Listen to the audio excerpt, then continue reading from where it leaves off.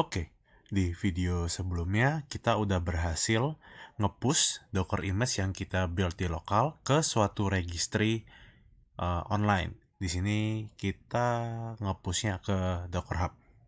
Nah, dari kemarin sebenarnya kita udah ngebahas secara garis besar lah ya, flow-nya seperti apa. Dari kita nge-build Docker file, terus kita nge-build image-nya, kita nge-run image-nya, sampai kita nge-push image-nya. Nah, di video kali ini gue akan coba ngebahas lebih detail terkait proses running dari aplikasinya saat menggunakan Docker. Oke, dari kemarin kita udah running ya aplikasi ya. Simple backend, latest, kan running kayak gini. Nah, aplikasi running ini dia running disebut di suatu kontainer.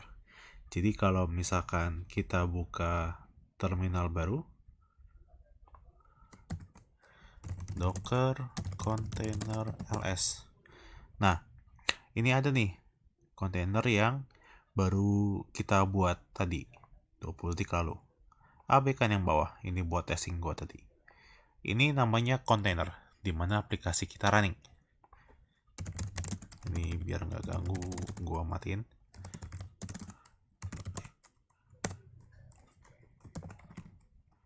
Nah, kayak gini. Nah, setiap Docker container itu punya identifiernya, yaitu container ID yang depan ini, atau mau yang gampang itu pakai container name. Ini ada namanya Focus El Gamal.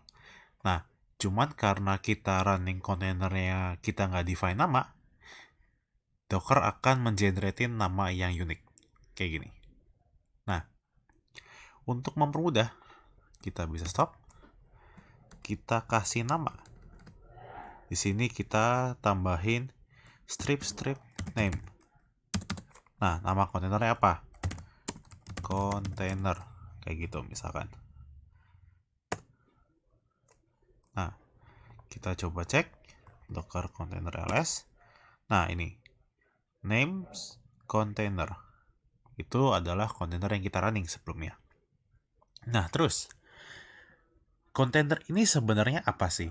Kalau dari kemarin kan gue ngebahasnya Docker itu adalah suatu environment terpisah. Environment yang biasanya berbasis Linux ya, Unix gitu.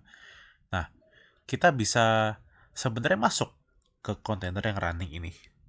Caranya gimana? Yang pastinya make sure kontainernya running. Terus kalian perlu masukin command docker. Terus kita mau execute command, exec. Terus ada argumen strip it. Disclaimer dulu, yang gue bilang ini akan oversimplified. Tapi intinya argumen strip it ini itu yang membuat kita jadi bisa interaktif terhadap kontainer Docker. Interaktif, baik dari sisi kita bisa masukin input ataupun melihat output di kontainer tersebut. Ini oversimplified sih. Cuman at the end of the day ya itu hasil yang kita lihat di terminal. Oke, terus kita mau exec ke kontainer apa? Namanya kontainer kan, nama kontainer kita. Terus command yang mau kita exec apa? Nah, kalau misalkan Unix, itu untuk kita masuk ke terminalnya ada default command bash namanya. BASH. Jadi kalau diketik enter, nah kita udah masuk nih ke kontainer yang lagi running. Kalau mau dicek, ini deh, Docker Container LS. Ini adalah kontainernya. Sama ya dengan yang ada di sini. Jadi udah make sure kita nggak salah kontainer. Nah ini di tutup. Nah, terus perhatiin, gue langsung masuk ke folder namanya aplikasi gue. Dimana kalau misalkan kalian ingat, ini adalah work directory yang kita set di Dockerfile saat kita ngambil image-nya. Terus, karena kita udah masuk nih ke kontainer, seharusnya kita bisa melihat file-file yang ada dalam kontainer. Sama seperti kita di Linux pada umumnya. Kita ketik ls untuk nge-list semua file yang ada di directory. Nah, di sini muncul nih, ada Dockerfile, ada readme.md, ada cache dari Python, ada main.py, ada requirements.txt. Ini masuk akal karena kita ada nge-copy requirements, kita ada nge-copy semua file. Nah, untuk mastiin dia bener nggak base image Python, berarti dia adalah suatu base image Linux yang udah punya Python 38. Kalau gua ketik Python, gua enter, harusnya gua akan masuk ke Python versi 38. Yap, ini benar. Nah, kayak gitu. Cuman mungkin kalau misalkan kalian nyobain bareng di komputer kalian masing-masing, kalian akan ngeliat folder venv itu juga masuk ke kontainer kalian. Itu ada miss, yaitu saat kalian build image-nya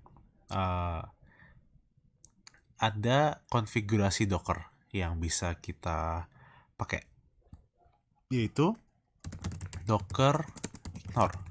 Nah, ini masukin aja venv biar kita nggak perlu ngopi virtual environment ini ke Docker image kita, kayak gitu.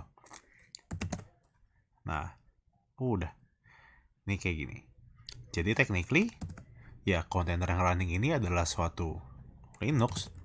Jadi mau gua gini-gini dia kayak seolah gua di terminal Linux biasa, kayak gitu. Bahkan kalau kita bisa ngelihat isi filenya pun ya bisa-bisa aja, kayak gitu. Nah, kalau keluar tinggal Ctrl D.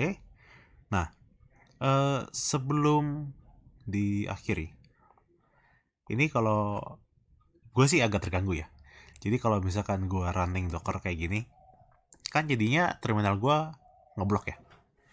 Nah, jadi sebenarnya ada satu argumen yang sangat helpful, dimana selanjutnya gue akan pakai ini juga, yaitu adalah argumen min-d.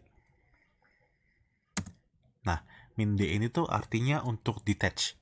Jadi jangan sampai output dari kontainer ini itu tuh nge-attach ke terminal kita. Jadi gue nggak mau nih terminal gue jadi dipakai buat outputnya si kontainer, gue nggak mau. Jadi kalau ini gue enter, apa nih? The container name is already in use. Nah, ini jadi pertanyaan nih. Kan tadi udah gue stop ya nih, udah gue shutdown dengan nama kontainernya. Gue nggak bisa pakai nama kontainer tadi. Kita cek. Docker container ls. Loh, kan udah nggak ada. Kok ketemu error? Karena ls ini cuma nampilin kontainer yang running aja. Sedangkan tadi kan udah exit ya. Untuk nampilin semuanya, kita perlu nampilin argumen min a atau all. Nah, ini semua kontainer-kontainer yang pernah running dan sekarang selesai udah exit. Jadi untuk ngebersihin, gue mau remove kontainer, terus apa nih? Kontainer gue. Dah. Jadi kalau misalkan gue running yang ini, nah kalau kayak gini kan gue masih bisa pakai terminal gue, nggak ke blok. Dengan status kontainer barusan yang ini itu running. Sip. Kayak gitu. Terus jadi ada pertanyaan, cara untuk melihat lognya gimana? Kalau misalkan kita dites kayak tadi, kita tinggal nambahin docker container, ada argumennya yaitu logs. terus nama kontainernya apa, kan nama kontainernya kontainer ya kayak gini. Nah cuman kan dia cuma nampilin log doang nih, abis itu udah di exit. Terus kalau misalkan mau terus-terusan gimana ngelihatnya? Ya udah docker container logs, terus harus ngefollow terus-terusan. Udah kayak gitu.